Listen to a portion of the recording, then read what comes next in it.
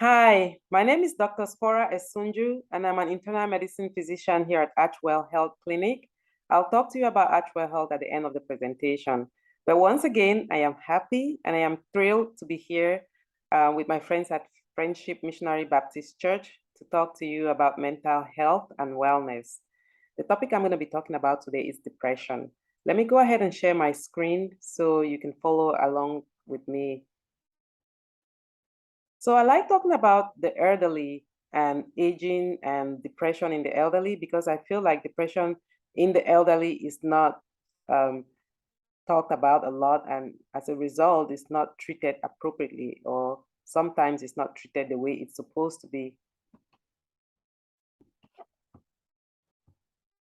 So some statistics on depression in the elderly: about 15% of the US population age 65 and above is depressed. Sometimes the depression just happens later in life, or is a recurrence of an earlier depression. And most of the time, the depression is brought about by debilitating medical conditions. So you find that the higher percentage of people who are depressed are those who have chronic medical conditions, those in the hospitals, those in the nursing homes. And aging on mood. When we think about aging, most of us think about the time where you finally have time to enjoy life, time of rest, time of reflection, opportunities to do things that you weren't able to do before while you were pursuing your career or taking care of your family.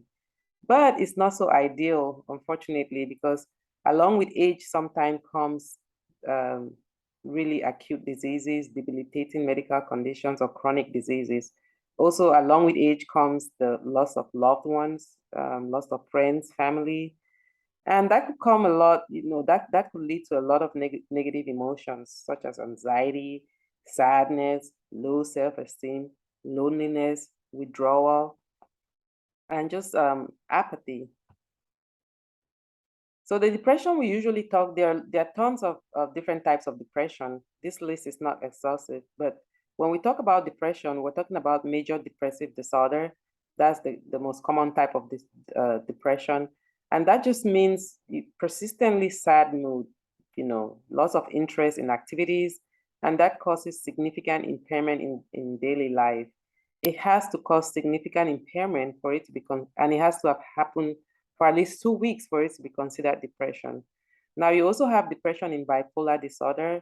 Bipolar disorder is a disorder where you have low moods and high moods sometimes. Depression could also occur in psychosis in psychiatric patients, like people who are schizophrenic or have psychosis. They could also be depressed. Depression can also happen as a result of the weather. There is peripartum depression, which could happen before, around the time of childbirth and after childbirth. There is premenstrual dysphoric disorder, which is depression according to menstrual period cycles. Some of the symptoms of depression, it's important to recognize that depression comes with tons of symptoms, and they present in different ways. But the two most common presentations of depression is persistent sadness, persistent down mood for at least 2 weeks, lack of interest in activities you thought you once loved, and then feeling slowed down, you can't do things, you worry excessively, frequent tearfulness, worthlessness, helplessness, changes in weight, changes in how you eat, pacing, fidgeting, difficulty sleeping or concentrating. And you can also have physical symptoms such as diarrhea, constipation, headaches, pain, and hurting everywhere. So depression is not just a passing mood. It's not just the blues. I feel blue today, or I'm just down today. A sad person can still carry on with activities. You go to the store, you could still go out for ice cream, you could still, you still go to work, carry on with regular activities. But a depressed person suffers from symptoms that interfere with ability to function. Sometimes you don't even want to get out of bed. But a lot of elderly people fear of being labeled as crazy and worry that the illness will be seen as weakness. So that's why, sometimes the elderly people will not tell you about their mood because they don't want to feel old or crazy or just weak. Now, some of you will be wondering, but I always wondered what causes depression. That's what everybody asks. Like, what, what causes depression? If we can know about the cause, then maybe we can avoid it. That's a good question because it's not just one thing that causes depression. Most of the time, first of all, depression can happen to anyone. Anyone can get depressed, just like how anyone can get sick. Anyone can get COVID. Anyone can get sick. So anyone can get depressed. It's not something that happens to only certain people. But for the most part, it has a genetic predisposition. If somebody in your family was depressed, or if somebody had some kind of mental illness, sometimes it has that genetic predisposition in families. And then environment also has a lot to do with it. Changes as a result of aging, you lost your vision, your hearing, you have all these medical problems, it makes you sad, it makes you depressed. Life stressors such as financial problems, mom died, dad died. But most of all, sometimes there's none of these problems, but you just get depressed. Depression that just occurs for no particular reason. And that kind of depression is mostly because of imbalance of neurotransmitters in the brain. Neurotransmitters are substances, happy substances. They're not hormones, but they're like happy substances in the brain that affect mood. Sometimes when these substances are low, they make us sad. That's the kind of sadness that you get for no reason. So is depression treatable? Yes, depression is very treatable. That's why we're talking about it, so that, if you experience any of these symptoms, maybe you're depressed, you could seek treatment, and a lot of people actually get better after treatment. But the most important treatment in depression is psychotherapy. Moderate to mild depression is really very much treated with psychotherapy without even medications. But the problem with psychotherapy is it's not easily accessible, meaning not everyone can afford it. Sometimes insurances don't cover all the visits, and sometimes it's just costly. So not everybody can really afford psychotherapy, which is very ideal. But any type of psychotherapy is great. And then comes along psychotherapy and medication medications called antidepressants work hand in hand, and you get very good results with that.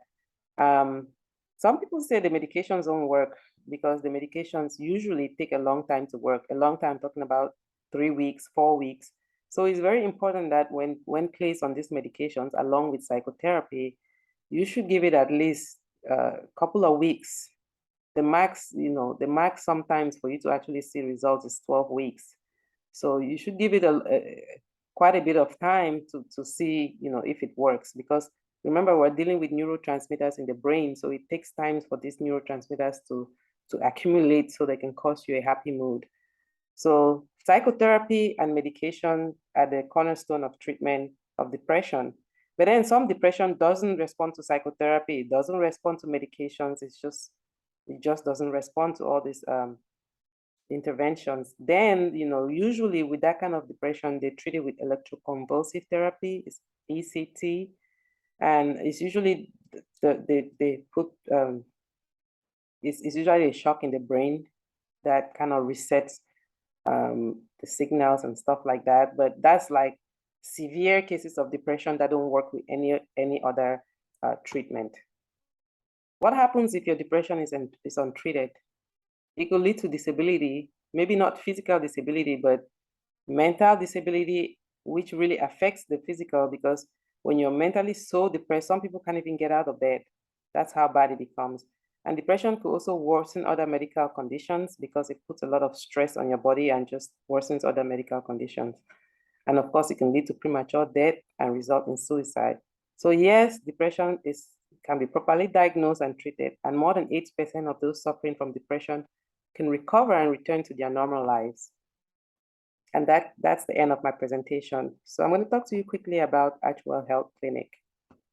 So ArchWell Health Clinic is a new organization that's about a year old, and we just opened in Charlotte last year, and there's locations in other states, but mostly we serve only the seniors 65 and above, and we have accepted some seniors below 65 from 60 and above, depending on their need.